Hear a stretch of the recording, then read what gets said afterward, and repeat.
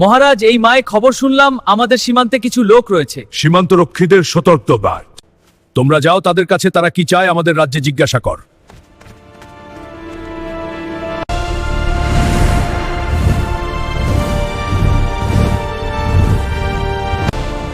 চলো এখন যাওয়া যাক।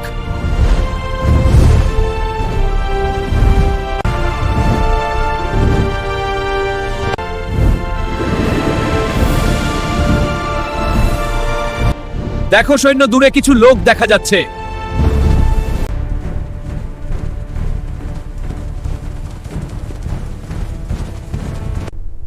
তোমরা কি চাও এখান থেকে? তোমরা চলে যাও এখান থেকে। আমরা যেইটার জন্য এসেছি ওই নিয়ে এখান থেকে চলে যাব। তোমরা যা চাও তা কখনোই পাবে না। যদি ভালো চাও তাহলে চলে যাও এখান থেকে।